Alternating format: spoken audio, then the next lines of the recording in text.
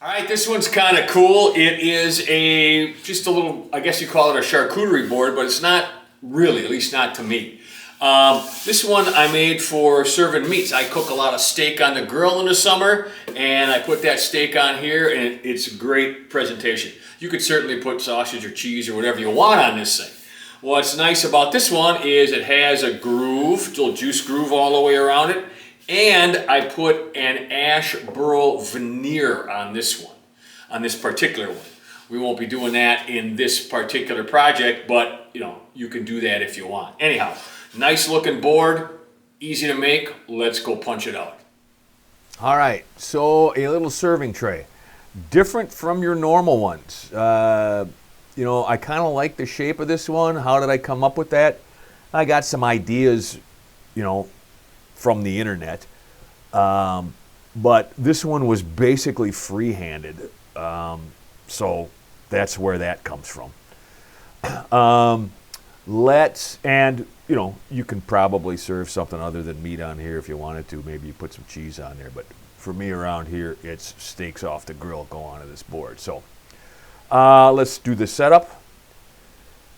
I'm going to do this out to 0.75 just because that is my SOP, my standard operating procedure. 750, depending on your board at this size here, may be a little thick, but that's up to you. Okay. So this is the file as you receive it. It's even color coded. All right. So there's going to be two tools that we use on this one. One for the juice groove, which will be a ball nose, 1/2 inch, and then one to cut through the handle here and one to cut through the outer profile.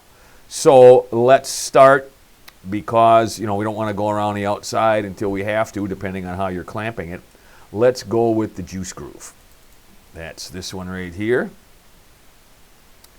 0.07. Again, depending on the thickness that you use and the tool that you use, be it a ball nose, maybe you're going to do something else, maybe you're going to do bigger, maybe you're going to do smaller, set your depth accordingly. I kind of like the 0.07 for the 1/2 inch on something this size.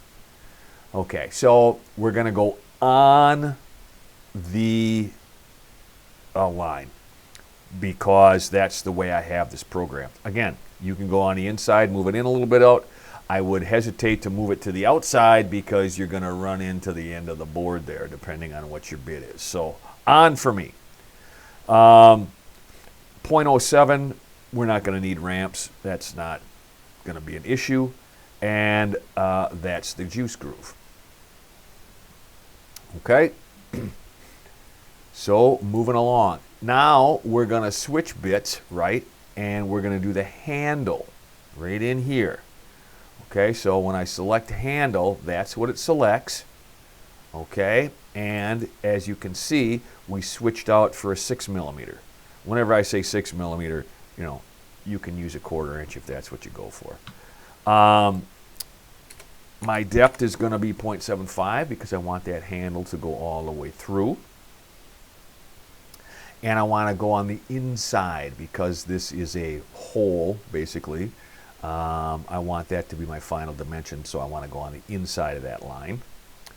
I don't need any tabs. Again, depending on your bit, you may want to hold down because this is a profile tool pass, not a pocket.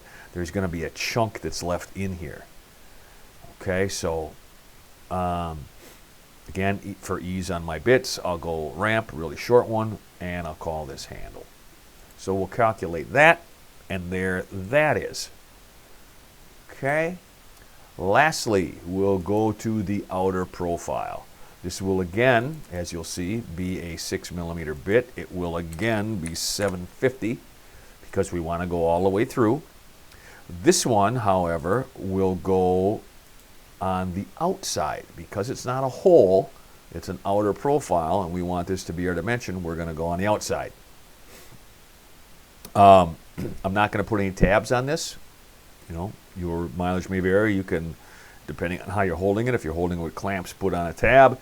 If you're holding with a vacuum table or glue or pin nails or whatever else you're holding, you probably don't need to. But we're going to go hit it with some ramps. Again, ease of or long tool life, and we'll hit the calculate.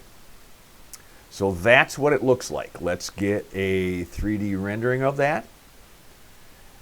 And because I didn't put on any tabs, we can get rid of the outside. We can also get rid of this. All right, so that's what it's going to look like right there. Okay, you can see a nice juice groove, and that juice groove, you know, follows the outer contour. Okay, even right down to this little thing here. I am going to round over the edges on both sides, on top and bottom.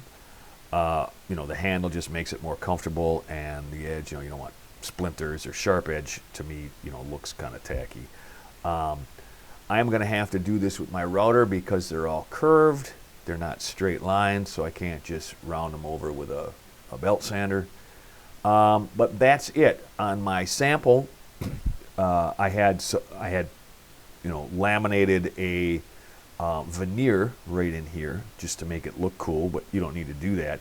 If you are going to do that, my suggestion is cut the veneer so that, I'll show you this in 2D, it might be easier. Cut the veneer so that it goes up to this line, maybe just a skosh over. Why do I say that? Well, if you just veneer the whole thing, which you can do, okay, then there's going to be veneer in this area here. Okay, on my sample, it wasn't. There was only veneer in here, and you'd have to scrape it or sand it, and it would be tedious to take it off of this area right in here. Whereas if you get it about to this line, you can let the that ball nose end mill clean it up, and it'll be clean all the way around here, and you won't have to remove any from out here. So that being said, let's go to the shop and machine this thing. All right, got the G code for the serving tray, the meat serving tray. I mean, I suppose you could use it for stuff other than meat, but I'm never gonna. And that's what it looks like. You can see the juice groove and the outer profile and the handle. So let's get that in the machine and fire it up. Okay, again, a much larger piece than I need. It just happened to be in my rack. I find it easier to machine it out of the big piece because I can clamp it anywhere I want and then cut it down afterwards, instead of cutting it down to begin with, then putting it in here and having to worry about where my clamps are going afterwards. So I'm using this big piece, and I'll do just like I did before. I'll cut it down, maybe bandsaw it in half, maybe plane it in half, I don't know, to the final depth.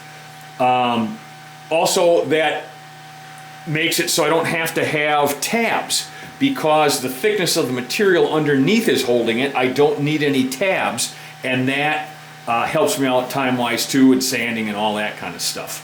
So this is the piece that I'm going to use, and for those reasons, that's why it's so big. I'm going to have to do two operations. The first operation will be the 1/2-inch ball nose bit to cut the juice groove, and then I'll switch over to the 6mm and cut that thing out. Here's the part of the video you guys have been waiting for, the part where I give you the free coupon code. Just go to the link in the description, and it'll take you to the file page, and check out like normal, and when it tries to charge you, just put in that coupon code and it'll be free. The only thing that I ask in return is that you subscribe to the channel. Subscription's free also. Doesn't cost you anything. Maybe, you know, 2 seconds to click the button wherever it is. All right, let's get back to the video. All right, so here it is, for what it's worth. Like I told you, I decided to veneer this in here, and you can see I missed just a little bit. So this one's, you know, going into Goodwill or whatever.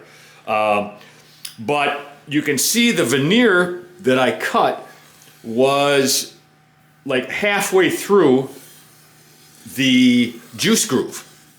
All right, that way the cutter will trim the veneer exactly equal to the cutout here. I don't know how else to say it. What I'm saying is the veneer is not glued beyond the juice groove, where I'd have to come by and sand it off or cut it off or whatever. Because I cut that veneer, or tried to cut the veneer, the exact same size. You can see I missed here.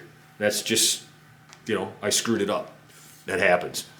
So if you're going to veneer it, be a little careful. It's better to be a little big than a little small. A little big, you can come by later and just get little nicks or whatever off. Also on this one, I've already rounded it over. I don't know why I forgot to run the camera when I was rounding it over, but that's it. This is going to get, because it's in contact with food, is going to get our rhinoceros snot board butter, a couple coats both sides, and depending on how much you use it, maybe once a year you recoat it.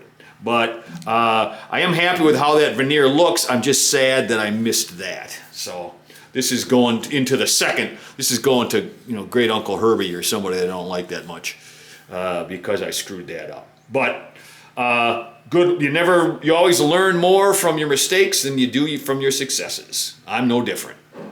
All right, you could call it a meat serving tray or a charcuterie board or a serving tray or whatever you want.